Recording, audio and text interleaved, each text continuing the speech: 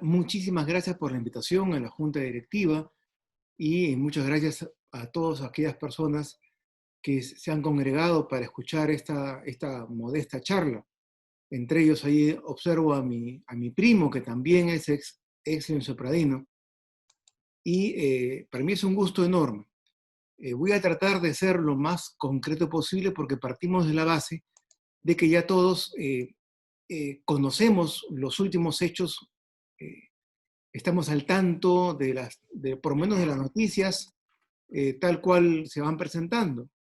Por tanto, lo primero que hay que decir es que el modelo peruano no es un presidencialismo puro como el norteamericano, ni es un parlamentarismo de corte europeo, inglés, español, alemán, sino que desde la Constitución de 1828 se tomó como modelo el presidencialismo, que en realidad es una forma de gobierno que ellos denominan, los norteamericanos, de separación de poderes. En Estados Unidos no consideran de que haya un presidencialismo. Al contrario, ellos lo Ya está ahí. tomarían a mal. Ellos consideran de que existe un modelo norteamericano de separación de poderes. ¿Por qué? Porque ellos quisieron distanciarse de la por entonces odiosa metrópoli inglesa que eh, que los atacaba con impuestos, les impedía hasta cierto punto el libre comercio, el desarrollo económico, que era lo que más valoraban ellos, y inventaron una forma de gobierno diferente. Entonces, mientras que en Europa lo único que existen son elecciones parlamentarias, ¿no es cierto?, fuera de las regionales, autonómicas y municipales, solo hay elecciones parlamentarias. Los electores, los ciudadanos, eligen en torno a un candidato de su partido, un candidato por distrito electoral, Inglaterra, o por una lista de posibles parlamentarios, de postulantes a parlamentarios por el partido, de forma tal que cuando se ve qué partido ha tenido la mayoría parlamentaria, es el momento en que el jefe de Estado, sea una reina, sea un rey o sea el presidente federal en Alemania, convoca al parlamentario más importante del partido con mayoría en las últimas elecciones, lo convoca y le encarga formar gobierno, ¿cierto? Esa encargatura de formar gobierno es una recreación de lo que sucedió en el siglo XVII con Walpole, Robert Walpole, porque hubo un rey, Jorge I, que no sabía inglés. Fue producto de un cambio de dinastía, de casa reinante, y resulta de que al no saber inglés, le tuvo que encargar el gobierno al principal de la Cámara de los Comunes. ¿Quién era el principal de la Cámara de los Comunes? Robert Walpole, el líder del partido Whigs, del partido por entonces liberal. Esa ocasión, esa anécdota histórica, se convirtió en costumbre constitucional y luego pasó a formar parte de la Constitución inglesa. Y la Constitución inglesa es la forma de gobierno que ha iluminado, que ha sido el modelo para todos los europeos, alemanes, franceses, españoles, Dinamarca, Suecia, Bélgica, etc. De ese modelo, nosotros hemos traído la idea de que el jefe de gobierno, que no es jefe de gobierno, que el presidente de Consejo de Ministros se presente ante el Congreso para pedir el voto de confianza. Muy bien. El problema que nosotros tenemos es de que no somos ni presidencialismo puro, ni somos parlamentaristas. y funcionan las cosas de manera diferente. Es como ustedes puedan comprender fácilmente, tenemos un auto Toyota, pero las piezas que le hemos conseguido son de Nissan y de otro modelo, por supuesto. Entonces, podemos hacer la refacción metálica para que arranque, para que sirva, pero definitivamente no va a funcionar igual. Entonces, en nuestra Constitución tenemos de que el presidente de la República es jefe de Estado y jefe de gobierno al mismo tiempo, a la manera norteamericana. Pero no es él, sino su presidente de Consejo de Ministros el que se debe presentar al Congreso, explicar el plan de gobierno y pedir el voto de confianza. Si no le da el Congreso el voto de confianza por segunda vez, entonces la Constitución posibilita, habilita a que el presidente de la República, como jefe de Estado, disuelva el Congreso, convocando inmediatamente en el mismo acto elecciones parlamentarias. ¿Cuál es el problema? De que mientras en Europa existe un jefe de Estado y un jefe de gobierno diferentes, el jefe de gobierno es diputado, es el líder de la bancada. Por tanto, cuando el jefe de gobierno no tiene la confianza, él también arriesga. El jefe de gobierno, si se disuelve la Cámara, también se va y tiene que hacer nuevamente campaña en su distrito electoral, al igual que todos los dirigentes de su partido. Por tanto, tanto el Ejecutivo, el gobierno, como el Congreso disuelto, la Cámara disuelta, ambas sufren el costo de la confrontación, sufren el costo de no poder ponerse de acuerdo. En cambio, en nuestro país, donde tomamos rápidamente, alegremente estos instrumentos, el jefe de Estado, que es jefe de gobierno al mismo tiempo, no sufre costos, porque el gobierno no cae, no se renueva. Al disolver la Cámara, simple y llanamente es el Poder Legislativo el que tiene que buscar fondos, tiene que buscar a su partido para volver a entrar en campaña. Y si a eso le agregamos la prohibición de reelegirse, significa entonces de que hay un notorio desequilibrio entre el Ejecutivo, el gobierno, con el legislativo en caso de conflicto. Por eso es de que a Vizcarra lo asesoraron para que provoque el conflicto, para que provoque la confrontación, sabiendo de que una vez confrontados ambos poderes del Estado, era el legislativo el que iba a ser derrotado indefectiblemente. No había forma de que el legislativo pudiese enfrentar el poder del gobierno. A pesar de todo, y en el Congreso anterior, el disuelto, el, el obstaculizador, el mal Congreso, etc., dos veces, dos paquetes de legislación delegada a, al gobierno, sino que incluso, puesto contra las cuerdas, llegó a aprobar la no reelección de ellos mismos. Esto es, el Congreso anterior, pensando en que debía evitar la batalla final, llegó a aprobar su propia no reelección, o sea, su propio suicidio, una especie de Sócrates moderno, aceptando beber cicuta por mandato de la mayoría de la Asamblea ateniense. Pues bien, esa confrontación exitosa el año pasado da un vuelco. ¿Por qué? Da un vuelco fenomenal, con efectos políticos. ¿Por qué? Porque en el último año del mandato, el Congreso no puede ser disuelto.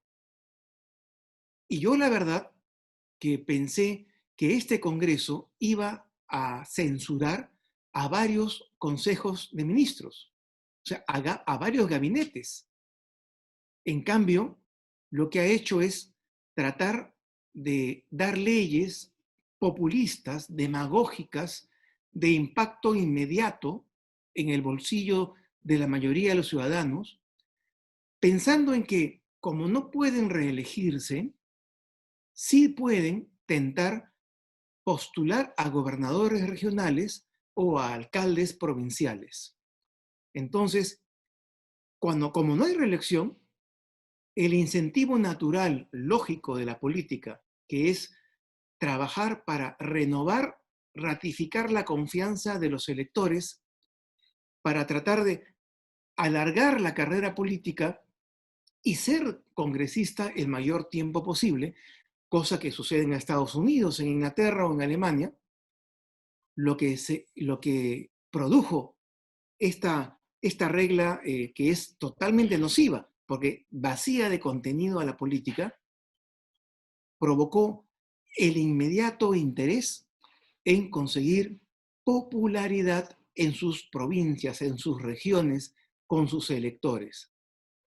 Eso ha desnaturalizado por completo y a la larga ha perjudicado a Vizcarra, que fue el autor. Pues Vizcarra es el autor no solamente de este Congreso, es padre de este Congreso suplente, sino es padre de la no reelección. Y le ha jugado en contra por un motivo, porque Vizcarra, ya no colocado en el gobierno regional de Moquegua, sino colocado en el máximo sillón de mandatario nacional, tiene que supervisar, vigilar la caja fiscal, el presupuesto. Está encargado de la estabilidad económica y como tal tuvo que observar y vetar las leyes que necesitaban los congresistas actuales para hacerse populares para su futuro político. Entonces son dos corrientes que nuevamente vuelven a chocar, nuevamente vuelven a confrontar. Y allí viene la segunda parte. Si en el 2019 el efecto de la forma política peruana, que es un presidencialismo frenado, tuvo como consecuencia el triunfo del Ejecutivo, hoy la misma confrontación tiene como consecuencia el triunfo del Congreso. ¿Por qué? Porque el Congreso no puede ser disuelto y además encontraron de que podían seguir con el tema de la vacancia por incapacidad moral, que fue un instrumento válido en la época de PPK, porque uno, es parte de la Constitución histórica. Esto es, ha estado presente en varias constituciones desde el siglo XIX del Perú. Es válido, fue válido para presentársela a Ribagüero, fue válida para presentársela a Billingsburg, aunque renunció luego, fue válida para presentarla a PPK, que a la segunda moción de vacancia también opta por renunciar. ¿Por qué fue válida? La causal de vacancia por incapacidad moral permanente se refiere no a condiciones mentales, como alguien dijo por allí, no a condiciones físicas, porque tiene otra causal al costado para ello, sino esencialmente se refiere a la situación grave, ineludible, vergonzosa, indigna de que un presidente de la República, en el ejercicio de su cargo, sea sorprendido en la comisión de un delito que sea no solamente imperdonable, sino que sea impostergable su investigación, acusación y proceso. Por tanto, en la época de PPK, sí se llega a establecer de que dos empresas directamente vinculadas con Kuczynski habían recibido dinero, se cruzó, se corroboró con el ingreso de los reportes bancarios el ingreso del dinero, el socio que en realidad era el adjunto, el asistente de Kuczynski, confiesa, y es prácticamente ineludible el hecho de que recibió coima mientras fue ministro de Economía. ¿De quiénes? De las empresas brasileras que prácticamente en un 90% de los casos compraron a todos aquellos que tenían manejo de contratos y concesiones. De esa forma llega Vizcarra y la confrontación que tiene con el Congreso no puede, no puede salir por el lado del voto de censura, porque no hay voto de censura. En el parlamentarismo, sí, un Congreso mayoritario puede censurar al jefe de gobierno. En este caso, en el peruano, no hay voto de censura. Como máximo, se puede censurar al presidente del Consejo de Ministros, que es en realidad un delegado, un coordinador de ministros, pero que no es Vizcarra. La confrontación es con Vizcarra, que es el que veta las leyes del Congreso. Entonces, las acusaciones y las delaciones, los aspirantes a colaboradores eficaces, que en un número de 5 y de origen del propio entorno laboral, profesional, amical de Vizcarra, hacen fila para declarar en contra de él sobre delitos que son aparentemente evidentes. Los chats aparecidos después de la presentación de la segunda moción de confianza, perdón, de la segunda moción de vacancia, esos chats corroboran lo dicho por dos colaboradores eficaces. El tema es posible, es dable, es calza con el sentido de la Constitución la segunda moción de vacancia.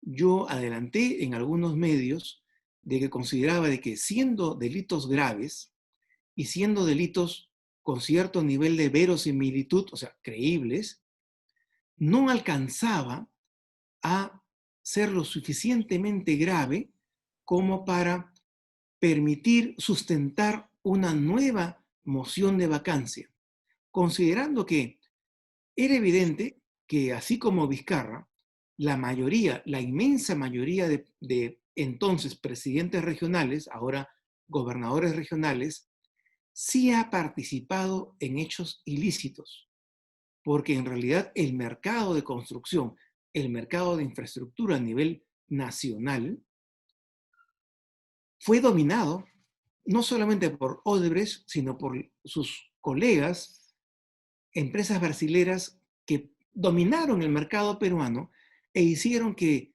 las empresas nacionales, de ser ellas el gran cártel de la construcción, se convirtieran en empleadas, se convirtieran en casi subcontratistas de las grandes brasileras. Por tanto, se sabía que todos los gobernadores regionales, por lo menos en el 90% de los casos, tienen mucho que explicar. Pero ¿no se podía esperar al final del mandato?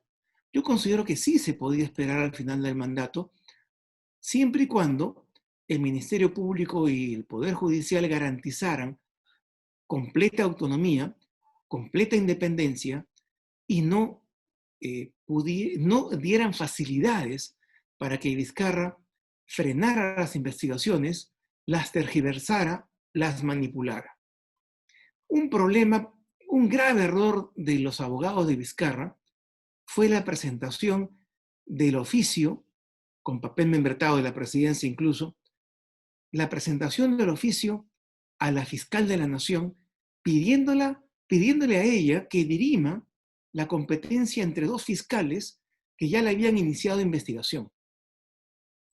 Primer error, un presidente de la República, al enviar ese oficio, estaba nítidamente tratando de manejar el sentido de las investigaciones en un sentido para que no vaya en el otro sentido.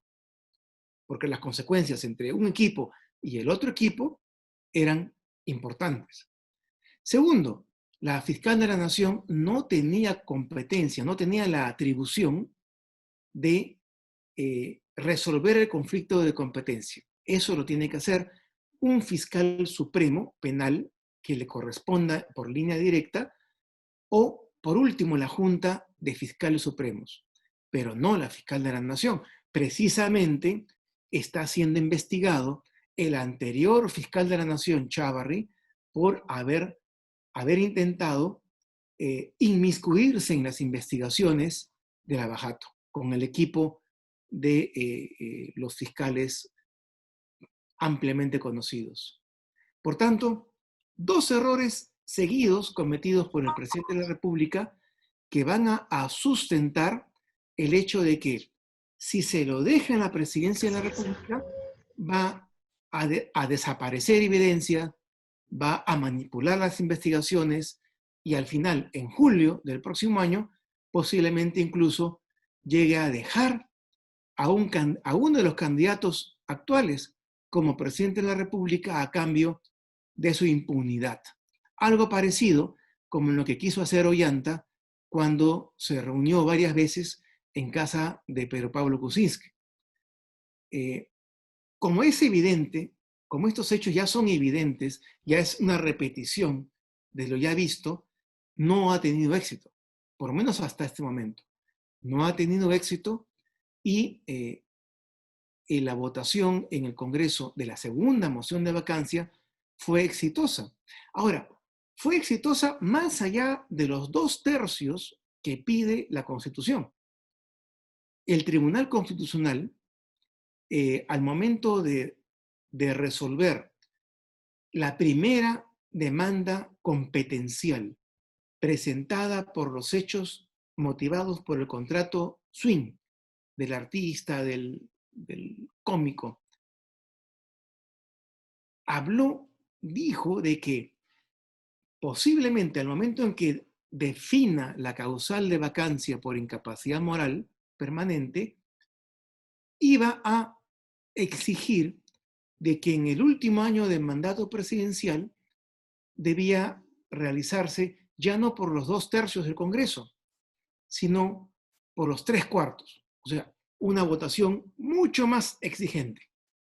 Pues bien, esta última votación alcanzó esa votación exigente que el Tribunal Constitucional pensaba colocar, no permanentemente, sino para el último año del mandato presidencial, habida cuenta de que el Congreso también está protegido en el último año presidencial, como ya hemos dicho. Entonces, acá hay un tema que se ha querido levantar. Los muchachos han salido a las calles quebrando todos los protocolos y aunque el médico de moda diga a nivel nacional de que las marchas y las grandes concentraciones, cuando son de carácter político, no contagian, todos sabemos de que el efecto político ha superado incluso el afán de luchar contra la pandemia. Y estamos prácticamente ya listos en el Perú para que la segunda ola, que iba a venir de todas maneras, pegue mucho más fuerte en Lima que en cualquier otra capital de Latinoamérica. Con eso vamos a tener que cargar. El otro tema es que si el Tribunal Constitucional puede, ahora que el 18 de noviembre va a recibir los informes orales de los abogados, puede aprovechar para retrotraer las cosas o para resolver el caso que hoy nos ocupa. La respuesta es que no. Los mismos magistrados han señalado que no es posible que el Tribunal Constitucional resuelva fuera del proceso constitucional. El tribunal en ningún caso puede resolver a manera de consulta, no es un consultor. Uno. Dos, si el proceso y la demanda, por tanto, que inició ese proceso competencial se refiere al caso Swing, no puede referirse la sentencia al caso 5 colaboradores eficaces y caso Hospital de Moquegua. De la misma manera en que no podría en este momento dar una medida cautelar o pronunciarse sobre el tercer paquete de denuncias que ya se vienen, que se refieren a la compra de test rápidos chinos a precios sobrevaluados, por encima del mercado internacional. Y a eso tampoco se puede referir, lógicamente, al caso Chincheros, que también es el cuarto paquete de denuncias que se le viene a Vizcarra. Por tanto, lo que tenemos hoy es un tribunal constitucional que no puede pronunciarse, así quisiera, respecto a la situación actual, a la vacancia producida del presidente de la República. Sí puede optar por declarar, uno, improcedente la demanda competencial que va a estudiar. ¿Por qué? Por sustracción de la materia. O sea, ya no hay materia. Esa demanda obedece a una moción que perdió su votación por caso Swing, sustracción de la materia. Segunda posibilidad, decir, sí, hay sustracción de la materia, pero como el caso es público e importante para el futuro del país y la conformación misma del régimen peruano, aprovecho para decir lo siguiente, 2 puntos. Y ahí viene la tercera. Definir con la mayor claridad posible, pero sin cerrar el caño, sin restringir al máximo esta causal. Decir, por ejemplo, que solo se puede aplicar en casos de denuncias por delitos singularmente graves, extraordinariamente graves, y que estos delitos signifiquen un nivel de indignidad para ejercer el cargo tan grande que sea imposible esperar al final del mandato presidencial. O la cuarta posibilidad, cerrar este tema, cerrar la vacancia por incapacidad moral permanente y exhortar al Congreso a que, una vez cerrada, con modificación constitucional, por supuesto, abra, también con reforma constitucional, abra la posibilidad del impeachment abierto. Se han dado cuenta ustedes que en nuestro país no se puede acusar al presidente por cualquier delito, solo por impedir la reunión del Congreso o impedir elecciones. Pero no se puede eh, acusarlo constitucionalmente ni levantarle el fuero mediante un juicio político o antejuicio por ningún delito. El presidente de la República puede, como algún presidente hizo, manejar moto en la noche, atropellar en estado etílico a cuatro ancianas y no se le puede acusar. Solo se le puede iniciar una investigación preliminar y postergar la acusación para después de su mandato. Esto en Estados Unidos no se da. Estados Unidos, que es el modelo seguido por nosotros, tiene a un presidente de la República al cual se le puede acusar. Y esa acusación se denomina en el derecho anglosajón impeachment. ¿Por qué? Se le inició el impeachment a Bill Clinton, como a todos ustedes les habrá impactado en su momento, porque hubo una amiga de una practicante, de una becaria de la Casa Blanca, que dijo de que había tenido relaciones sexuales con el presidente de la República, Bill Clinton. No se creyó demasiado el tema. Como había mayoría republicana en el Senado, en la Cámara de Representantes, perdón, se presionó y Bill Clinton tuvo que jurar ante un juez que no cometió acto sexual, que no realizó acto sexual. Una vez que jura ante un juez, ojo que en Estados Unidos sí, aún el acusado, el investigado, jura decir la verdad, ¿cierto? A diferencia de aquí, donde hay penalistas que hablan de que es un derecho a mentir incluso en proceso penal. Pues allá no. Allá, cuando aparece el vestido azul con ADN de Bill Clinton, es obvio que ha mentido bajo juramento, ha cometido perjuro. Y claro, el perjuro en nuestro país motivaría no una causal de vacancia por incapacidad moral permanente, sino simplemente todo el mundo diría, salvo que haya el interés político, todo el mundo diría, bueno, es un tema grave, es un inmoral, pero podemos esperar al final del mandato. Total, aquí no hay un tema de homicidio ni un tema de coima terrible, ¿no es cierto? Pues allá no, allá le abrió el impeachment, se abrió la posibilidad del antejuicio político. En la Cámara de Representantes dominada por los republicanos se aprobó y en el Senado, por muy pocos votos, Clinton logró salvar el pellejo. El año pasado, o a comienzos de este año, Donald Trump también fue objeto de un impeachment. Fue acusado por supuestos delitos por la mayoría demócrata de la Cámara de Representantes. Se aprobó en Cámara de Representantes y en el Senado, donde Donald Trump tiene mayoría, fue desechado por la fuerza de los votos. ¿Cierto? ¿Por criterio jurídico? No, por la fuerza de los votos, porque el procedimiento es un procedimiento cuasi jurisdiccional. En el fondo, tiene una lógica política, parecido entonces a nuestra causal de vacancia por incapacidad moral, que a diferencia de otros pocos constitucionalistas, hay que decir que es un instrumento político, porque la Constitución, uno, no la define. La Constitución no pone un filtro integrado por una comisión de 3 supremos, no. No pone un filtro integrado por una sala del Tribunal Constitucional, no. ¿Qué filtro pone? El único filtro, 2/3 de los votos de la Cámara. ¿Qué Cámara? La única Cámara que tenemos, la de diputados, la de caudillos y caciques de regiones. Entonces, recapitulando, hay dos posibilidades para nuestro país para el futuro.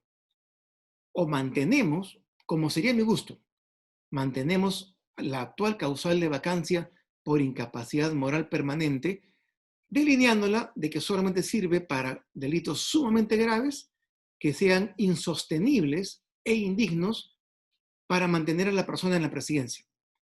O pasamos al impeachment norteamericano con la desventaja de que cualquier mayoría adversa al presidente de la República va a tratar de acusarlo constitucionalmente o de acusarlo por delitos penales y tratar de, por la fuerza de los votos, de sacarlo del cargo mediante el antejuicio.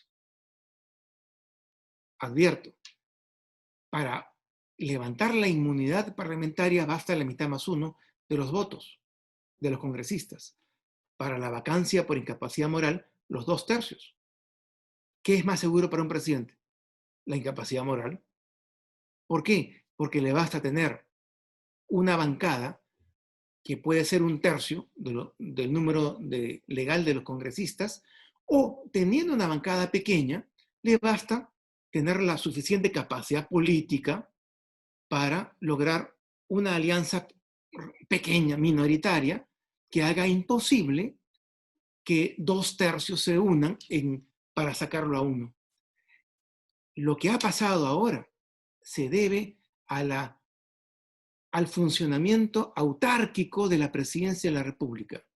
El año pasado, Vizcarra gobernó sin partidos políticos, atacando al Congreso, atacando a los partidos políticos, porque tenía el apoyo de la prensa, a la cual subvenciona, y porque tenía el apoyo de varias principales ONGs financiadas con dinero internacional.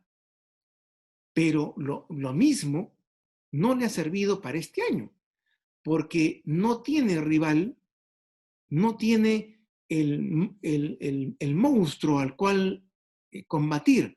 El año pasado fue el fujimorismo. En este año no existe.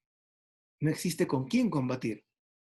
Por tanto, las reglas de juego cambiaron Pero la estrategia del presidente no cambió. Él lo que debió haber hecho es presentar, una vez disuelto el Congreso y convocadas a elecciones, presentar su propia lista. Y como tenía, según Ipsos, más del 70% de la aceptación ciudadana, pudo haber logrado no solamente tener un tercio, una bancada de un tercio que lo protegiera, sino incluso pudo haber logrado, según Ipsos, la mitad más uno de los congresistas y haber incluso negociado para reformar la Constitución a gusto y placer suyo. No hizo su tarea, no hizo política, no buscó alianzas, no buscó aliados, no buscó la compañía de otras agrupaciones. Mal aconsejado, lo único que buscó fue entregar dádivas como creyendo que los políticos, ese es el mensaje de los periodistas, creyendo que los políticos responden necesariamente a las dádivas inmediatas, hizo que SUNEDU le diera licencia, licenciara a todas las universidades del Clan Acuña, incluyendo Señor de Zipán, incluyendo aquellas que notoriamente no tenían la calidad, ni siquiera la infraestructura necesaria para tener licenciamiento. Y a la Universidad de Luna, uno de los principales enemigos, no solamente no le pudo dar licenciamiento porque ya SUNEDU le había denegado. Lo que hizo, y fue medio escándalo nada más, porque los medios atenuaron cualquier escándalo, la noticia la atenuaron, prorrogó por 2 años el cierre de la Universidad de Luna, pero no le dio lo que Luna quería, que era reconsiderar el licenciamiento. A los políticos no se los puede manejar así. A los políticos se los maneja incorporando sus planteamientos de mediano y largo plazo en un programa único de gobierno. Las dádivas sirven para pasar el mes, pero como ya ha comprobado Vizcarra, ahora ya viviendo fuera de Palacio de Gobierno, no satisface las pequeñas dádivas, los pequeños regalos a políticos como Luna, que ha preferido ir a la cárcel que no votar por la vacancia de aquella persona que ya se había declarado su enemigo.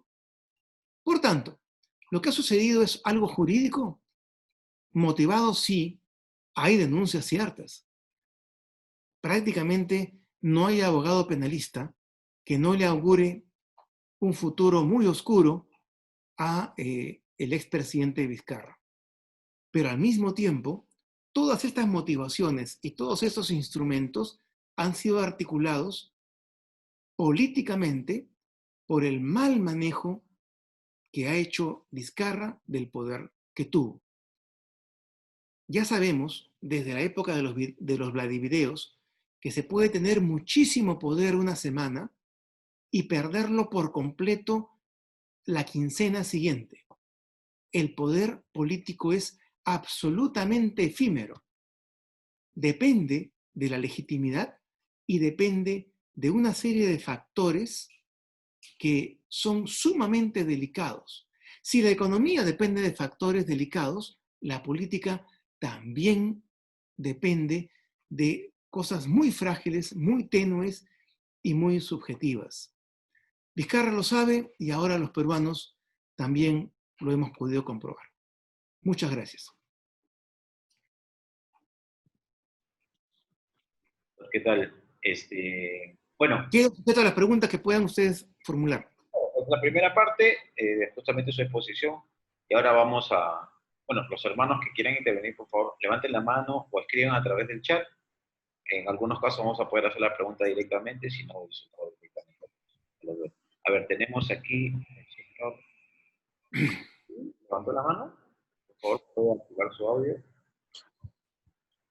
Ya, muchas gracias. No sé si me escuchan. Bienvenido. Escuchamos. Ya.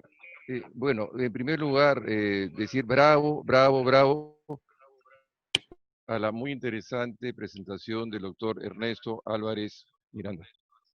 Soy Valentín Bartra, de la 22ª promoción, y al cual le expreso mi admiración. Yo deseo hacer dos breves preguntas, muy pequeñas. Uno, al constitucionalista Ernesto Álvarez Miranda, y se trata de lo siguiente. En la anterior presentación que tuvimos, un colega también de Leoncio Prado, el doctor Aníbal Quiroga León, expresó su preocupación o cierta crítica al Tribunal Constitucional y está grabado, ¿no? Dijo que era un tribunal mediocre y que había mucho abuso de poder en el sentido de que magistrados viajaban 240 días al año, recibían, digamos, grandes emolumentos viáticos y no rendían, o sea, era pues un abuso de poder. Pero parece que nadie ha tocado mucho el tema y yo le quería preguntar a usted eh, un comentario sobre eso, habiendo sido el presidente del tribunal en su momento, ¿no? Hay una tendencia que parece que no desea que se nombre a esos, digamos, magistrados que han excedido de mucho tiempo su mandato y están esperando hasta el próximo año. Entonces yo quisiera saber cuál es su posición sobre eso como ex presidente. Esa es la primera parte. Y la segunda parte, a Ernesto Álvarez Miranda como docente. Y quisiera utilizar acá una breve, coloquial solamente, no completamente coloquial.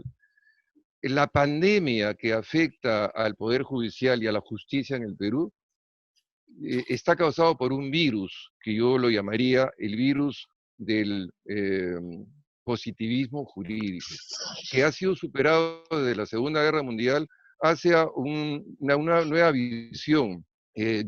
Naturalismo, principios y valores, argumentación, que es lo que necesitamos. Sin embargo, las facultades de Derecho en el Perú están aferradas a ese sistema antiguo del positivismo, enseñando derecho en 6 años, paporreteando leyes, mientras que en Estados Unidos y en otras partes del mundo, en el siglo XXI, enseñan derecho en 3 años. Entonces le pregunto al docente Ernesto Miranda, Álvarez Miranda, algún comentario sobre esta visión que algunos tenemos sobre el atraso del derecho, que es el que al final se traduce y se expresa pues, en corrupción y en retraso, como lo dice Hernando de Soto, que es lo que nos está atrasando como país. Muchísimas gracias por esas dos respuestas. Muchísimas gracias por las preguntas, son muy interesantes. En realidad no está, habiendo sido magistrado del Tribunal Constitucional, no está del todo bien que yo critique a los nuevos. Yo los he criticado, pero esencialmente por algunas sentencias. Por ejemplo, cuando manipularon, fraguaron la sentencia del caso Frontón, de la cual yo fui ponente y de la cual yo mismo le tomé la firma a Juan Vergara. Me indignó y yo salí al frente a atacar esa manipulación abierta de la firma de Juan Vergara, aprovechando que en ese momento él ya no podía responder, no podía hablar. Meses después murió y esa sentencia, para ignominia del actual Tribunal Constitucional, ha quedado desvirtuada, precisamente por una argucia leguleya de forma, porque Juan Vergara, como era él siempre adicto a los votos singulares, firmó íntegramente la sentencia de todos, la de mayoría, ¿cierto? Que, bueno, para no entrar en detalle, firmó la sentencia de mayoría, pero presentó un fundamento de voto. Tomaron ese fundamento de voto y fraguaron todo esto. Ahí yo sí salía a atacarlos, pero no personalmente, sino en función de la manipulación que habían hecho ellos. Y en alguna otra ocasión, pero siempre referido a sentencias. En realidad es difícil hablar en contra de colegas constitucionalistas. El problema es que, el problema principalmente es que sí es cierto, viajan mucho más de lo que trabajan. En realidad hay una magistrada que desde el inicio dijo que iba a ir al tribunal 2 días a la semana, y cosas así, o sea, cosas que en mi pleno, que era un pleno con muchos defectos, con muchos problemas, que una vez alguno quiso pegar al otro, lo correteó por lo menos, pero por discrepancias de discusión, de debate, porque vivíamos ahí en el tribunal, desde la mañana hasta la noche, trabajando, hubiera sido inaudito.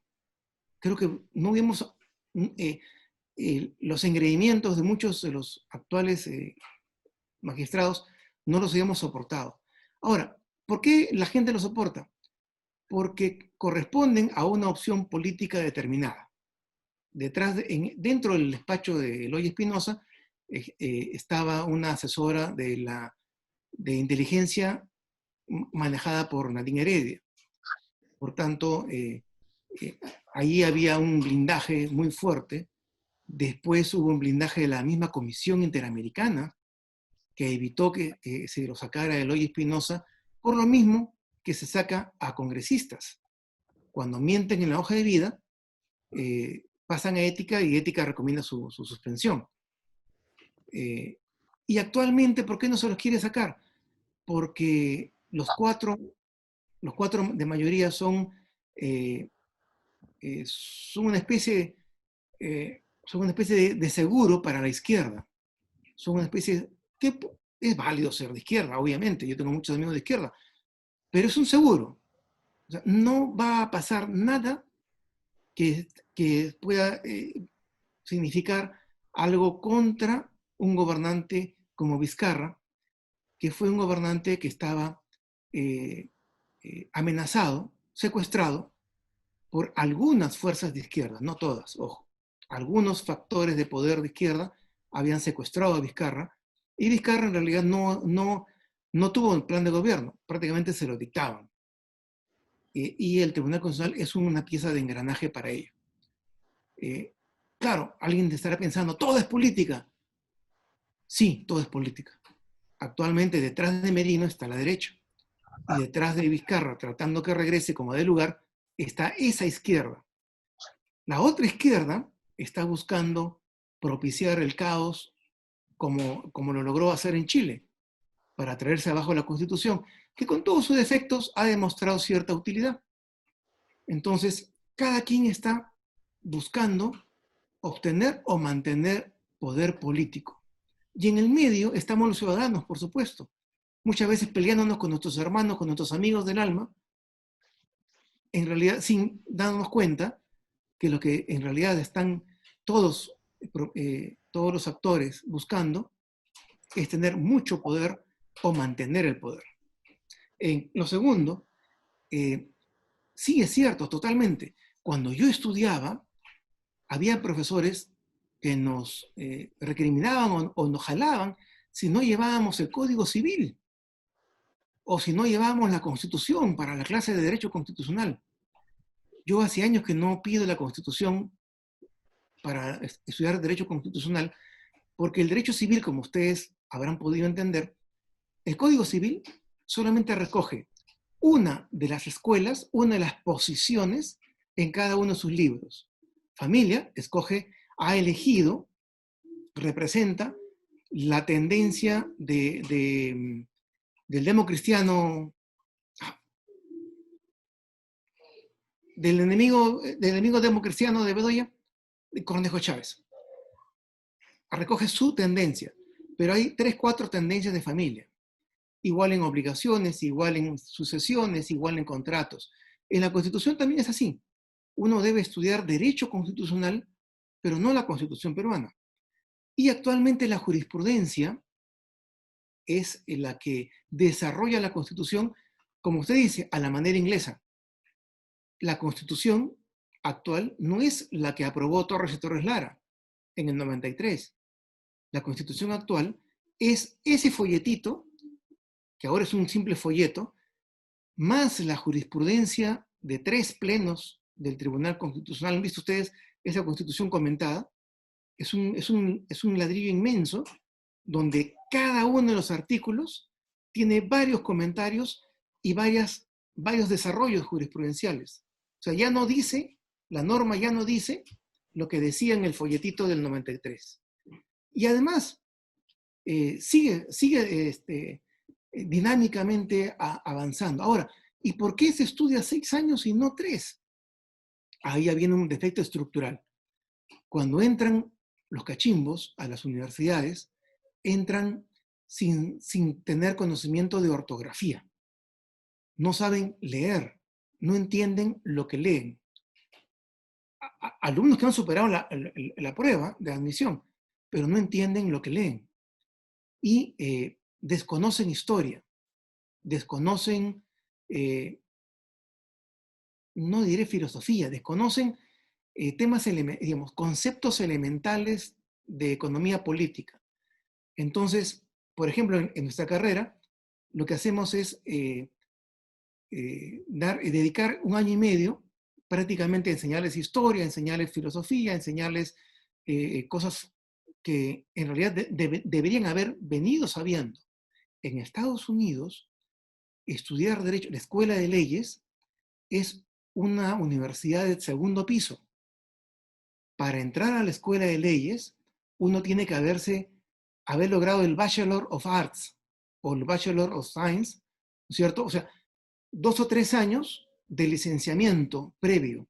Entonces, si uno de nuestros hijos quiere estudiar Derecho en Estados Unidos y gracias a Dios tenemos el dinero para enviarlo, primero tenemos que enviarlo a que estudie, por ejemplo, ciencias políticas, o que estudie filosofía, o que estudie alguna carrera afín, business, y de acuerdo a las notas y de acuerdo a qué universidad se licenció, de acuerdo a todo eso, a su background personal, si dirigió alguna revista estudiantil, si participó en voluntariados nacionales e internacionales, etc., solamente de acuerdo a su currículum podrá aspirar a ser admitido, y eso que nosotros estamos pagando, ser admitido en una escuela de leyes. Entonces, eso sería un sueño para nosotros, que tenemos que enseñar ortografía durante 2 ciclos, porque lo que no se aprende en el colegio es difícil de aprenderlo ya cuando ya es un muchachón, ya es un 17 años, 18. Y el segundo motivo es que en Estados Unidos no existe lo que se denomina expertos en derecho procesal. En el Perú, ustedes han visto expertos en derecho procesal, procesalistas, porque seguramente ustedes han sufrido en el campo penal, los más desdichados, o en el campo civil, los más suertudos, de que los procesos judiciales son absoluta y totalmente enrevesados. Nadie lo entiende, muchas veces ni siquiera los abogados, porque está hecho por expertos en procesal. O sea, es como si los procedimientos fuesen tan importantes como la discusión de fondo. Y muchos juicios se pierden o se ganan por los procedimientos. ¿Cierto? Por eso que los juicios duran 6, 7, 8 años. Y al final uno termina pactando lo que sea. Muy bien, en nuestro país, en Francia, en España, en todos aquellos países tributarios del derecho europeo continental, tenemos que enseñar por lo menos 3 o 4 ciclos, derecho procesal civil, derecho procesal penal. Porque si no lo hiciéramos, nuestros abogados nuestros graduados saldrían expertos en una materia, pero a diferencia de Estados Unidos, donde los muchachos salen expertos en derecho, no podrían ejercer los nuestros. Porque más de la mitad del éxito o del fracaso está en los procedimientos. Y si ustedes conversan con un abogado, el abogado va a poner los ojos en blanco y le va a decir, no, el procedimiento no es el adecuado.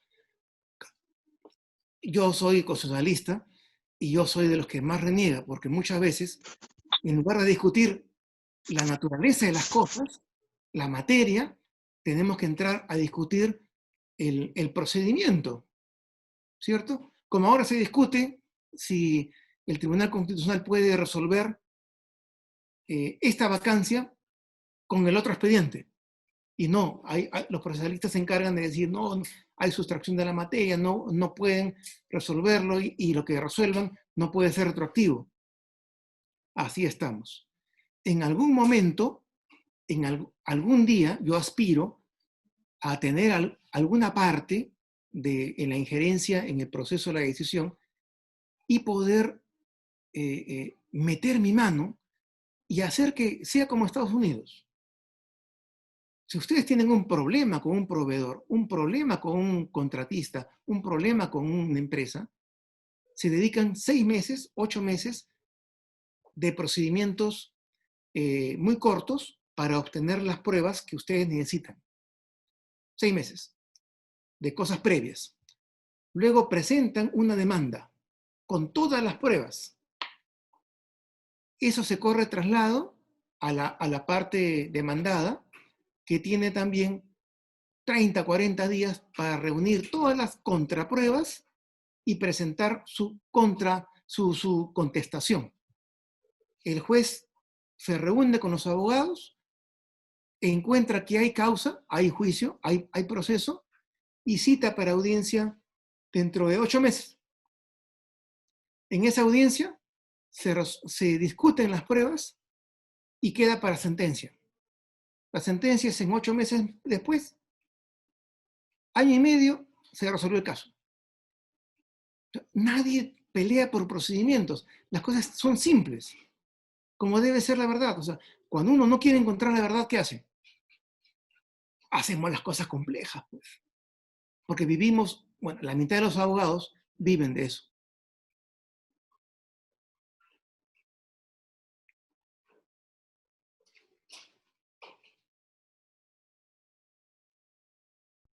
Muchas gracias por su respuesta. Gracias. ¿De qué vamos? Gracias a usted.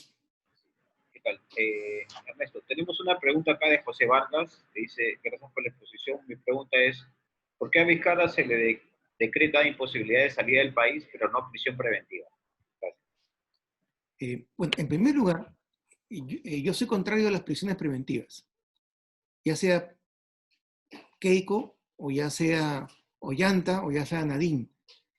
La prisión preventiva solamente debería operar en casos de delincuentes violentos, un violador de niños, un secuestrador, un asaltante a mano armada. Obviamente no pueden permanecer en sus casas con detención domiciliaria, ni van a ir a comparecer cada 15 días. Pero un político, un contador que se le acusa de haber fraguado el balance, una persona, entre comillas, normal, no tiene por qué estar recluida en una prisión sin siquiera acusación. Eso se hizo con personas como Keiko, sus asesores, por un tema político, para destruirlos políticamente, y se logró destruirlos políticamente. Pero en principio, Vizcarra es una persona que no va a matar a nadie, sospechemos, se sospecha que no va a matar a nadie, pero que puede perfectamente seguir asistiendo a las investigaciones. O sea, nadie debería estar preso, salvo que represente un peligro social. Ahora, ¿por qué no se le da también? ¿Por qué los fiscales que fueron tan acuciosos y tan carceleros? Porque también tienen temor, porque saben que Vizcarra, a pesar de haber hecho una mala gestión, un mal gobierno, tiene el apoyo de los medios. Y el que tiene el apoyo de los medios tiene el apoyo de la mitad de la población. Porque la mitad de la población tiene simpatía por Vizcarra porque ha manejado bien su imagen. Pero no es que la mitad de la población sea tonta, no, sino porque la mayoría de los peruanos sale a trabajar muy temprano y regresa cansado a su casa y a compartir unos minutos con sus hijos, con su mujer, y no ve noticias, o si las ve, simplemente escucha mientras su mujer le da las quejas del día. Entonces, nadie analiza a profundidad las noticias que se escucha.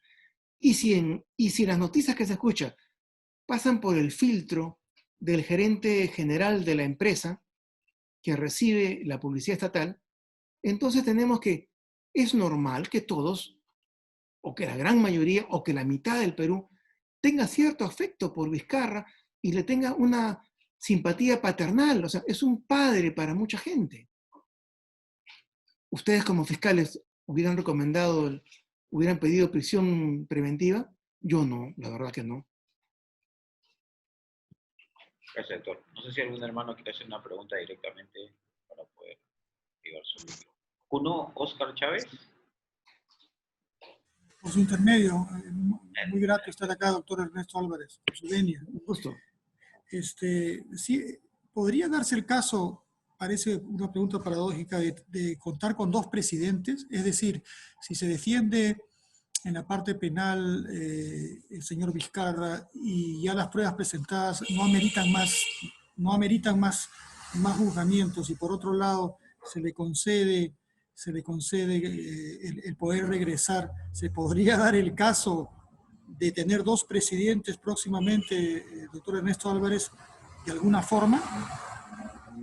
Es muy poco probable. Primero porque, imaginémonos que la fiscal de la Nación intercede. La fiscal de la Nación, ustedes saben que está en el cargo por una serie por una estrategia llevada a cabo desde años antes. Imaginemos que en el Ministerio Público se lo absuelve de las investigaciones y se archivan. La declaratoria de incapacidad moral permanente se mantiene. Porque en ese caso del archivo, se tendría que solicitar la reconsideración al Congreso en función al archivo de las investigaciones, ¿cierto? Entonces, es poco probable que eso suceda, porque, como dije, en realidad ya vienen dos paquetes más. Hay dos investigaciones, chincheros y compra de test moleculares, compra de test chinos rápidos, los serológicos. Entonces, no va a pasar, pero sí podría pasar de que haya el pedido formal, archivar las investigaciones, solicito la reconsideración al Congreso. Ahora, como el Congreso ha actuado políticamente, es una figura política, Osmar Cairo, que es profesor también en mi facultad, él dice, no, la vacancia es jurídica. No, no es jurídica, es política, es un instrumento político. ¿Por qué? Porque si fuese jurídica no habría caso. Tendrían que reponerlo. Como es política, la reconsideración por el mismo reglamento del Congreso tendría que ser por los 2/3. Y podría darse el caso de que por un voto no se reúnan los 2/3 y no se lo reponga en la presidencia. Ahora, también es un imposible porque ya vienen las elecciones de abril, de marzo, de abril del próximo año. Y lo que significa que después de Navidad comenzamos la campaña. ¿Ya? O sea, y ya entramos en otro plano. ¿No es cierto? Ahora, ¿todo ha sido político? Sí, claro. Los que más sufren en televisión son los candidatos que aspiraban a tener el favor de Palacio de Gobierno y todo lo que eso implica. Recuerden ustedes que los titulares de los jurados especiales, de los jurados departamentales, que cuentan votos, son los que cuentan las actas, son presididas por fiscales. Entonces, el presidente de la República, como decía Alan García, muchas veces puede no poner un presidente, pero sí puede evitar que gane uno. Hay 3 que soñaban con gozar del favor, ¿no? El arquero, el general y el moradito, el experto en 100 metros planos.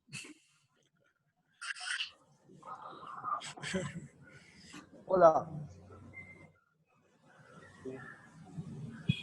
Ok. Sí, Levantó la mano. moderador? Sí, levantó la mano el señor David Cáceres. Por favor. Luis, ¿cómo estás? Una cuestión, ¿no? El señor Álvarez acá está diciendo, en primer lugar, que la publicidad se debe a la presión que representa por la publicidad del gobierno, ¿no? O sea, que los medios se mueven por la publicidad del gobierno. Primero, que la publicidad del gobierno no representa más que una pequeña parte de los ingresos de los medios. O sea, que eso está descartado. Segundo, que más bien tienen un interés por el tema del Club de la Construcción y de las empresas estas de medios que se han visto envueltas en casos de corrupción, para no hacerle publicidad más bien al gobierno, o sea, para no pasar lo que el gobierno quisiera. O sea, yo no entiendo de dónde saca el señor Álvarez esa afirmación que los medios responden al gobierno. O sea, no le entiendo nada de lo que dice el señor Álvarez. ¿Me podría, por favor, explicar, señor Álvarez, de dónde saca esa afirmación usted? Por supuesto. Tengo acá un cuadro de las cantidades que han recibido cada una de las empresas de los medios en publicidad estatal. No lo encuentro, pero es millonario. Entonces, probablemente la República tenga una gran lectoría, pero lo que yo tengo entendido es de que, por ejemplo, la República no sobreviviría sin publicidad estatal. Y no porque la República sea un mal diario. La República es un diario muy interesante, sobre todo para el lector de izquierda. El problema es internacional. Los diarios tienen pérdidas económicas en todo el mundo, desde el New York Times hasta Le Monde y la República, por supuesto. La gente no compra diarios. La gente que quiere informarse normalmente se informa a través del Internet, y aquellos que tienen muchísimo interés se suscriben. Pero con motivo de la pandemia, prácticamente ya no hay nuevas suscripciones. La gente no compra el periódico. Por tanto, las empresas no publicitan en diarios como La República, por ejemplo. Es sabido que el comercio ha reducido su patrimonio total en 10 veces desde el 92, en que Fujimori da el golpe de Estado, a la fecha. El cuadro más o menos era en noviembre, diciembre del año pasado. El patrimonio del Grupo del Comercio se había reducido 10 veces. Por eso es de que habían cambiado de toda la dirección del Grupo del Comercio y peligraba esa rama de los Mero Quesada que están actualmente en el poder del diario. Entonces, yo creo que al contrario, no es exacto pensar de que la publicidad estatal no es importante.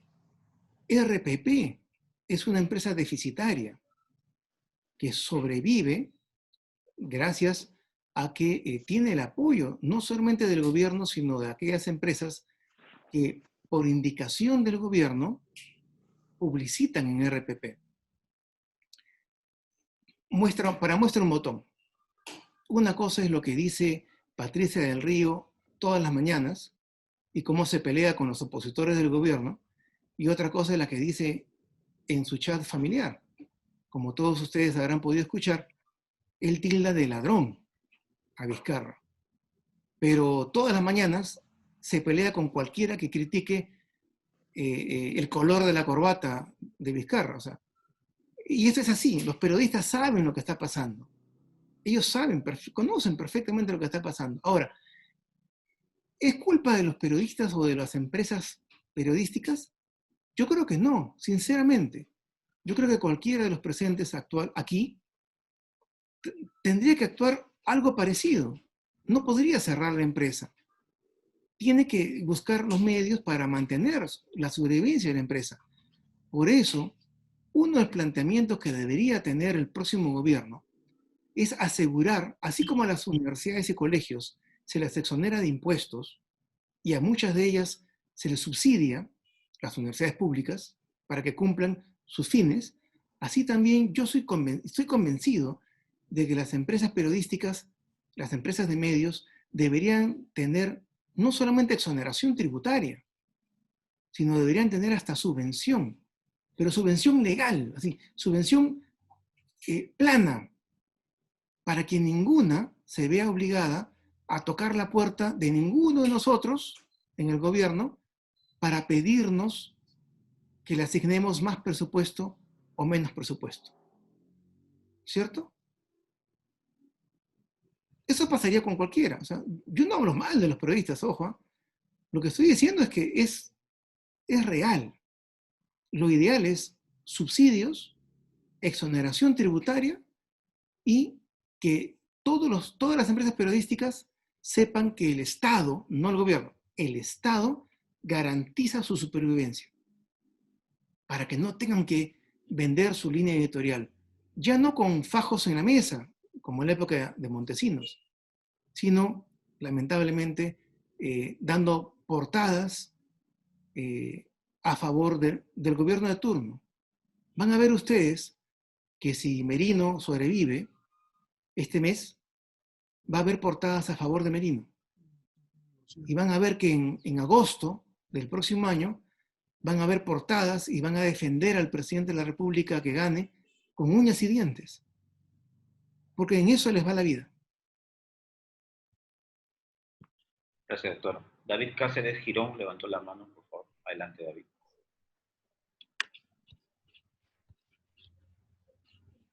David, ¿puedes activar tu audio?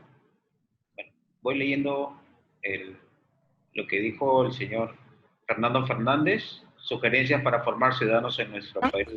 ¿Me escuchan? ¿Me escuchan? Sí, adelante, adelante. Adelante, señor. Bien, estaba dando mis saludos a la honorable audiencia y en especial al doctor Ernesto Álvarez. Soy miembro de la 32 promoción de nuestro querido colegio y tengo la duda porque en algún momento se me perdieron los términos referido a la viabilidad o factibilidad de que por decisión del Tribunal Constitucional se pueda o se restablezca, en principio, se descarte la vacancia y se restablezca al anterior presidente. Esa era la duda que tengo. No se puede. Aunque Rosa María Palacios se haya dicho que sí se puede, no se puede. Primero, el proceso que va a resolver el Tribunal Constitucional se refiere al caso Swing.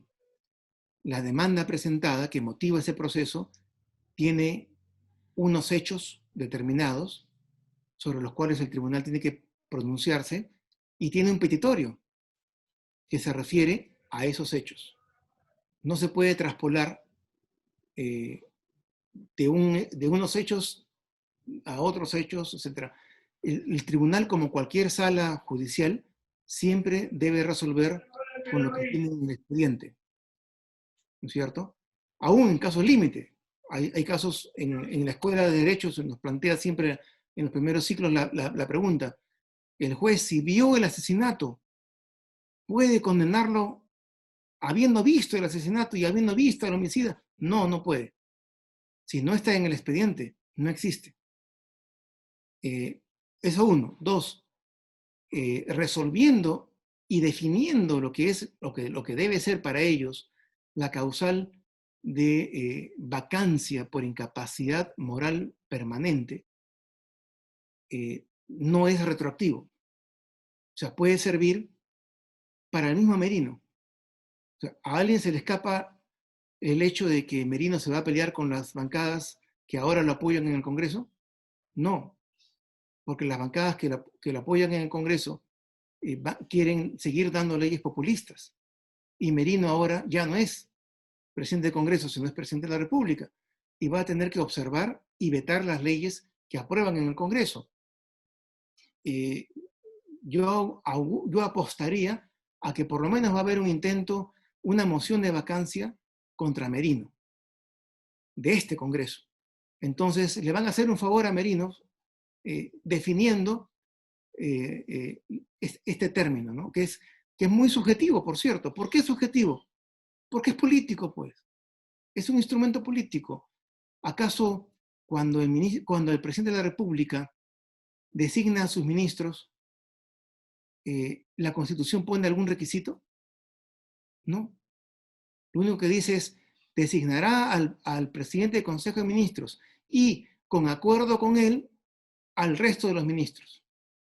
No dice que tengan que ser técnicos, ni que tengan que tener maestría, ni que tengan que tener experiencia en la materia.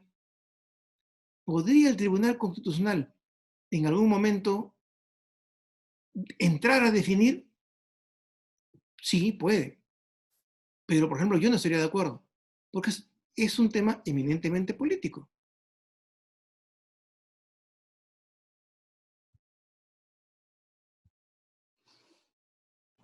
Gracias. Muy agradecido, doctor. Gracias a usted por su participación. José Kisgar quería pedir la palabra. Adelante, José. Buenas tardes. Juan, ¿cómo estás? Buenas tardes a todos. Ernesto, buenas tardes. Con él. No sé si nos puedes hacer un comentario sobre este tema de del procurador del Estado. En el caso del presidente Pepe Can, sí despidieron a dos procuradores y ahora, al parecer, la ministra le ha pedido la renuncia al procurador. Él manifiesta que no sería posible. De repente tú nos puedes ilustrar un poco mejor en este tema. Gracias.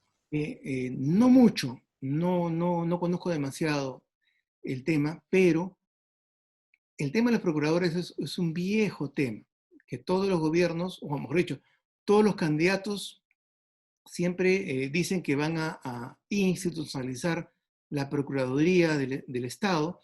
Es más, en el plan de gobierno en el cual yo participé por Unidad Nacional del 2006 todavía, uno de los planteamientos era crear el Ministerio de la Procuraduría del Estado, para que todos los procuradores fuesen funcionarios estatales y no funcionarios del gobierno de turno. Pero eso no se ha logrado concretar. Entonces, no es arriesgado pedir la renuncia a un funcionario. Lo arriesgado es destituirlo. Y tengo entendido, no estoy seguro, tengo entendido que el procurador ha sido nombrado por 5 años, ¿cierto?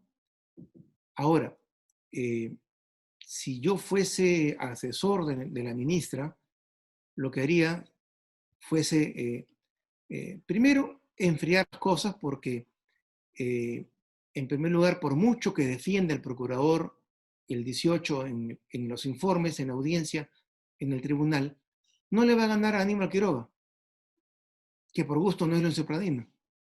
No le va a ganar, ese gordito no le va a ganar. Aníbal Quiroga se lo va a comer vivo. Entonces, por gusto, pelean esa batalla. Yo lo que haría simplemente sería revisar el concurso público por el cual fue nombrado ese procurador. Y obviamente vamos a encontrar defectos, porque como ustedes recuerdan, habían sido despedidas las procuradoras estrella, las populares, habían sido despedidas y hubo un concurso muy apresurado.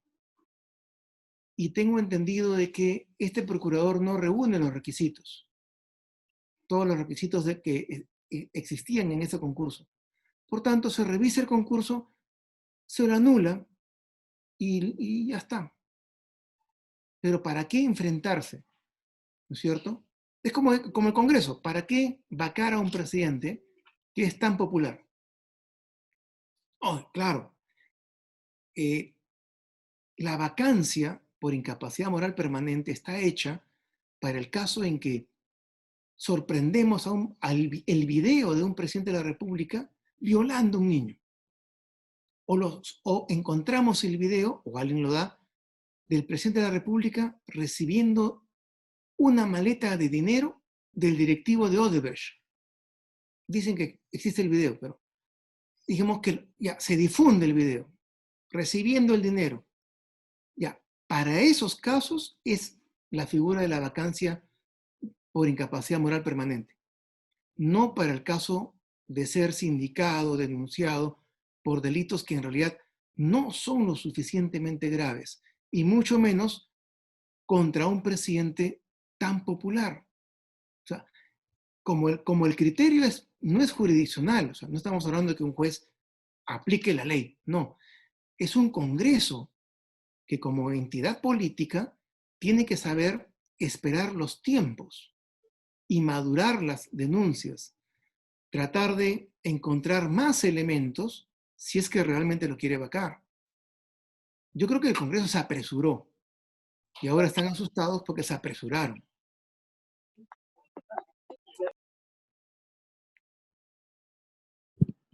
Javier Javich. Había levantado la mano, Javier Javich. Buenas tardes a su audiencia, a toda la audiencia. Doctor Álvarez, quiero hacerle dos preguntas. Usted ha dicho, y es verdad, que esto es una cuestión política. Es decir, lo que ha coincidido también la OEA por su pronunciamiento de donde habla sobre legalidad y legitimidad. Creo que nos entendemos, doctor Álvarez. No sé si usted ha leído el reglamento del Congreso, que es muy diferente a lo que es la ley orgánica y las leyes constitucionales del Tribunal Constitucional. En base al reglamento del Congreso, sabemos, y con usted coincido, de que no puede haber una reposición de Vizcarra. ¿Por qué? Porque es una cuestión política. Y la cuestión de Vizcarra es una cuestión de determinar si hay delito o no hay delito, porque recién está en lo que nosotros llamamos audiencias preparatorias. Entonces, mi pregunta va en esto. Al señor Merino lo han elegido como presidente del Congreso. Entonces, poniendo, digamos, la realidad del Perú, que en estos momentos se está llevando a cabo, ¿por qué no puede haber una posibilidad de que se nombre a un nuevo representante del Congreso? Solamente se necesitarían 66 votos simples y no 87 como lo que han vacado a Vizcarra. Entonces, estos 66 votos simples nombrarían a un legítimo representante del Congreso, como que fue elegido también Vizcarra, Paniagua. ¿Por qué? Porque en ese momento también se confluían determinadas situaciones en ese momento y el Congreso en una lucidez mental, pese a que todos eran una barbaridad como lo que ahora son los del Congreso. Entonces, en una lucidez mental nombraron una nueva presidencia de la mesa directiva del Congreso. Entonces, la posibilidad de elegir a un presidente que efectivamente corresponda por elección dentro del Congreso a un nuevo presidente, que solamente se necesitarían 66 votos. Ahora, entonces, considerando, incluso si podemos un poquito más ajustar, considerando que también hay 69 o un poco más congresistas que están con procesos ya abiertos, y lo cual tendría que verse, entre comillas, su estado, digamos, su estado legal. Esa es la primera pregunta.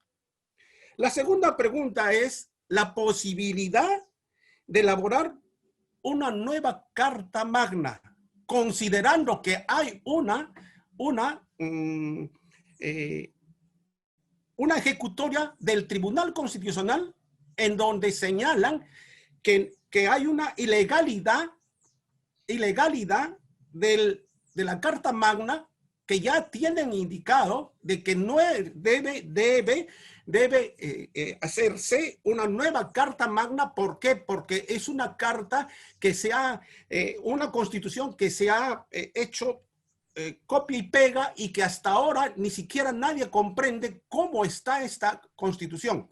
Ojo, ¿esto qué quiere decir? Que yo no estoy coincidiendo ni con los extremos derechos ni con las extremas izquierdas que hay en el Perú. Señor Javier, Señor Javier, por favor, ¿hay Sería más? la segunda pregunta. Sí, señor, señor Gallo. Por Le favor, agradezco. sea puntual. Sí. Le agradezco. Son las dos preguntas. Sí, comienzo por la última. Existe la sentencia del Pleno de Alba Orlandini. ¿Recuerdan esa sentencia donde se absuelve la duda o el deseo de modificar o de dejar sin efecto la Constitución del 93 para pasar a la del 79 temporalmente, con cargo a modernizar la del 79? Y el tribunal respondió de una manera bastante compleja, además, como era siempre los proyectos de sentencia de Alba. Él lo que dice es, ¿se puede modificar la Constitución? Sí, pero dentro de los propios parámetros establecidos por ella misma para modificarse. Dos tercios en dos votaciones diferentes, en dos legislaturas diferentes, o la mitad más uno, más referéndum.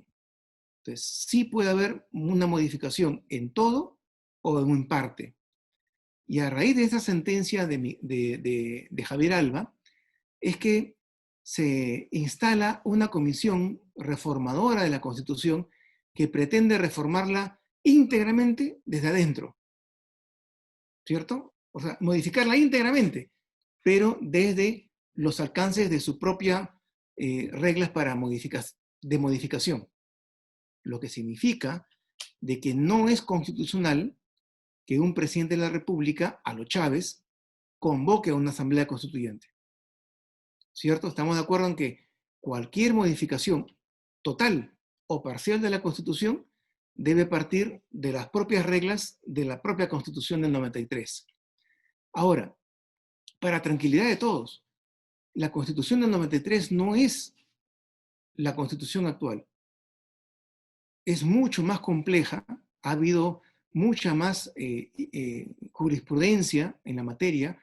Por ejemplo, en el aspecto económico, no se puede leer el folleto que nos venden en una librería o en el piso en el centro de Lima si no leemos la 008 del 2003, que es la sentencia madre de la Constitución Económica, donde además del principio de subsidiariedad, se habla del principio de solidaridad. Y el principio de solidaridad no existe en el folleto del 93. Y, por ejemplo, fue mencionado por el Tribunal Constitucional en la sentencia ITAN, en la de tributaria, donde para desesperación de los tributaristas, el tribunal en esa ocasión dice a los principios tributarios, ¿cierto? Prefiero el principio de solidaridad, que es propio de la economía social de mercado, pero que no existe, no es mencionado en la Constitución del 93. Entonces, ¿a qué me refiero? A que la Constitución del 93 ha sido ya tan desarrollada en todos sus extremos, en el extremo civil, en el extremo de familia, en el extremo de universidad, en el extremo de partidos políticos, ha sido tan desarrollada que ella es irreconocible con el viejo folletito de Torres Lara. Ya es otra constitución. O sea, es mucho más completa, es más moderada, más centrista, y tiene elementos valiosos, como por ejemplo. Yo soy uno de los pocos defensores de la causal de vacancia por incapacidad moral permanente, porque es mucho más expeditiva que la acusación a un presidente, que demora meses. Ustedes imaginan que el próximo presidente, no hablemos de estos, del pasado, el próximo presidente es encontrado en delito, se lo acusa formalmente, con criterios ya jurídicos, tiene que conseguir abogados, se establecen pruebas, medios probatorios, audiencias. ¿Ustedes imaginan a un presidente latinoamericano defendiéndose como gato panza arriba y haciendo valer todo su poder, la policía, los fiscales, inteligencia nacional, haciendo valer toda su influencia para desvirtuar las acusaciones y desaparecer testimonios? Por supuesto, cualquier serie policial de televisión sería Walt Disney comparado a lo que sucedería de un presidente que durante meses, no, o sea, no una semana, que durante meses puede hacer uso de todas las herramientas que le da el poder para defenderse de una acusación. Imagínense, sería terrible. Lo del pobre chofer Fasabi sería una anécdota. Moriría gente, morirían testigos, morirían jueces, morirían fiscales. Por eso mismo en Latinoamérica es necesario un procedimiento más expeditivo. ¿Y en manos de quién lo ponemos? En manos del Congreso, con criterio político. No hay caso. ¿Cuál es el mensaje que damos a las nuevas generaciones?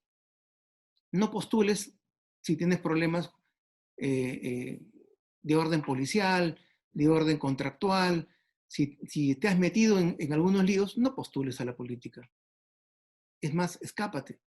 Ándate a Miami, ándate y pasea con tu plata. Parece ser, supuestamente por las acusaciones, que Vizcarra tiene varios millones de dólares. ¿Qué hace metido en política? ¿Qué hace buscando la cárcel? En lugar de haberse ido con su familia, tranquilo, feliz, a disfrutar el dinero mal habido. Ese es el mensaje para las nuevas generaciones. Y yo lo aplaudo. Que hayan 2, 3 presidentes vacados, que hayan 5. Que el próximo, si se sospecha que ha sido delincuente y es grave el asunto, claro, no es una acusación fraguada, ¿no? No es una acusación preparada. Si es grave, que lo vaquen también. Y sobre las investigaciones de los 68 congresistas, ahí se ha sumado de todo. Por ejemplo, es un ejemplo. Gato panza arriba. ¿Qué han hecho? Han hecho que algunos adjuntos del Ministerio Público sumen todas las acusaciones que habidas y por haber que tienen los congresistas. Han sumado una sentencia ya ejecutoriada y ya cumplida del año 75, de 1975. Han sumado todo. Cuando yo postulé, o mejor dicho, me postularon, porque en ningún momento dije que sí, en el anterior proceso, aparecieron 4 denuncias penales en mi contra, una de ellas por violación. No conozco a la denunciante y denunciaba a 10 personas de diferentes ámbitos que yo tampoco conozco. ¿Es difícil denunciar a una persona? No, es facilísimo. Obviamente, no pasa de la investigación preliminar, ahí queda, ahí archivada, ¿cierto? Pero es facilísimo en el Perú denunciar a las personas. Cuando yo salí del Tribunal Constitucional, tenía más de 48 denuncias constitucionales. Felizmente, tenía la garantía del antejuicio. Y una a una se fueron archivando. Tuve que ir únicamente para defenderme con una de las más serias, que era por bonos agrarios. Porque resulta que uno de los estudios más poderosos de Lima había tomado el caso y había convencido a muchos congresistas de que ese era un tema muy importante para el financiamiento de la próxima campaña electoral. Y tuve que ir a defenderme con otros magistrados que habíamos firmado la sentencia, que había simplemente reconocido el derecho, pero que había presentado una fórmula económica para el pago que luego desnaturalizó el Ministerio de Economía. Pero fíjense, o sea, es facilísimo denunciar a las personas. Por tanto, yo no creo que sean 68 denuncias o procesos judiciales. Yo creo en realidad que pueden ser fácilmente la mitad. Ahora, y si son la mitad, este Congreso es hijo de Vizcarra. Este Congreso es una selección nacional suplente, porque la titular ha sido destruida, ¿no es cierto? La titular no puede ir a la reelección. Y el próximo Congreso podría ser peor que este, porque este es el suplente. Merino es un candidato que jamás soñó con entrar al Congreso. Es un axiopopulista de Tumbes que jamás soñó con llegar al Congreso. Ha llegado porque Vizcarra le ha dado la posibilidad de llegar por la no reelección, por disolver la Cámara. Obviamente está viviendo el sueño más grande, inimaginable de su juventud. Ahora es presidente de la República. ¿Podría ser sustituido por otro congresista? Sí, claro. Recuerden que Marta, como bien señaló la pregunta, Marta Chávez era la presidenta del Congreso cuando el castillo de naipes se le derrumba a Fujimori. Debió haber asumido la presidencia su vicepresidente, ¿cierto? No me acuerdo su nombre, conocidísimo. No lo pudo hacer, renunció por la presión de los medios de comunicación. Entonces, de acuerdo a la Constitución, le correspondía a la presidenta del Congreso en ese momento, Marta Chávez. Para sacarla, a ella sí no la hacen renunciar así nomás. Para sacarla de la línea de carrera, tuvieron que censurarla. Hubo un voto de censura y ganó el voto de censura. Y luego de haber apartado a Marta Chávez, es que eligen presidente del Congreso a alguien que juzgan ellos van a poder manipular, que es un señor diputado que era tímido, apocado, muy técnico, constitucionalista, y que era Valentín Paniagua. Y lo eligen presidente del Congreso sabiendo que iba a ser presidente de la República. ¿Cierto? ¿Eso lo pueden hacer?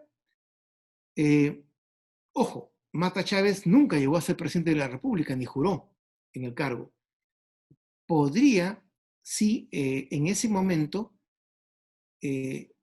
Merino, ya estamos haciendo ya a lo Omar Cairo, alquimia constitucional, si se da el caso, Merino podría presentar una demanda de competencia, una demanda competencial del Ejecutivo contra el Congreso para que el Congreso no elija a un nuevo presidente de Congreso. 1. 2. Yo niego esa posibilidad. ¿Por qué? Porque ahora el Congreso tiene que elegir un presidente de Congreso.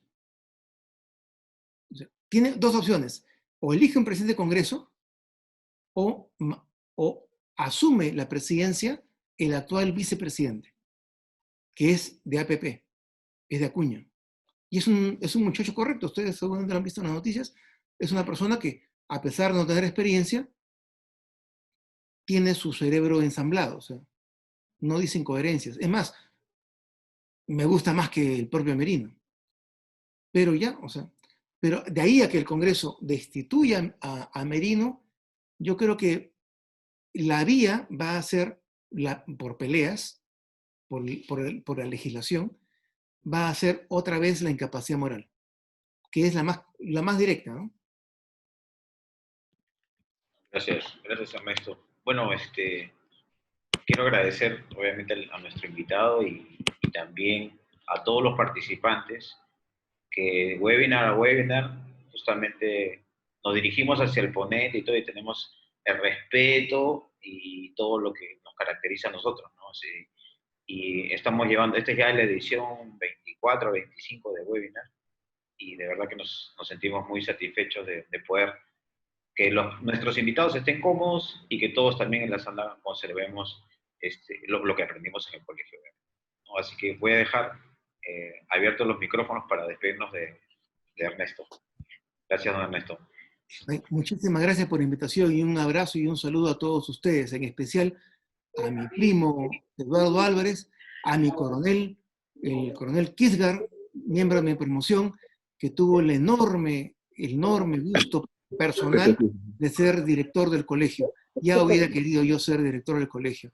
A ver si en algún momento puede haber una iniciativa para formar un grupo de apoyo, así como Boca Juniors salvó de sus problemas económicos con los grupos de apoyo económico, a ver si en algún momento surge la iniciativa de apoyar al colegio y hacer que reverdezcan los laureles. Hay que, por ejemplo, se me ocurre, dar un bono, posibilitar un bono económico que sea simbólico muchas veces, para que sea atractivo para los profesores de educación pública ingresar a enseñar al Leoncio Prado.